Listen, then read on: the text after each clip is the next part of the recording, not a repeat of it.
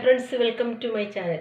ഇന്ന് കർക്കിടക മാസം 2-ാം തീയതിയാണ്. ഇന്ന് കർക്കിടകത്തിലെ പത്തില കൂട്ടുന്നതിൻ്റെ പ്രാധാന്യം അത് ഇപ്പോഴുള്ളവർക്കൊക്കെ എല്ലാവർക്കൊക്കെ അറിയാമോയെന്ന് അറിയത്തില്ല. പണ്ടുള്ളവർക്കെല്ലാം അറിയാമായിരുന്നു. അത് പത്തില ഞാനിന്ന് കാണിക്കുക. എന്നിട്ടെ ചേമ്പില ചേമ്പില എന്ന് പറയുന്നത് ഇതെനിക്ക് ചീരച്ചേമ്പായതുകൊണ്ട് ചീരച്ചേമ്പില ഒരു ശകലവും ചെറിയത്തില്ല, തണ്ടും കളയണ്ട, തണ്ടും എടുക്കാം. ചൊര, മത്ത, കുമ്പളം, അഗസ്തിച്ചീര, ചേന. ഇതിനകത്ത് പ്രധാനമാണ് ചേനയുടെ ഇല, പയറ്, കോവല്, ചുവന്ന ചീര.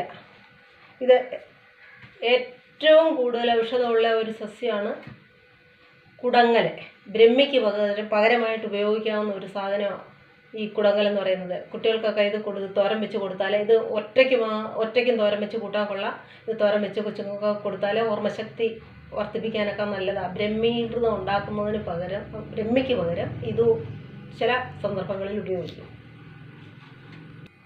ഇതെല്ലാം കൂടെ നല്ലതുപോലെ കഴുകി, ഞാനിത് കഴുകി വാരിയതൊന്നുമല്ല, അപ്പോൾ നിങ്ങളെ കാണിക്കാനായിട്ട് കൊണ്ടുവന്നെന്നുള്ളതേ ഉള്ളൂ.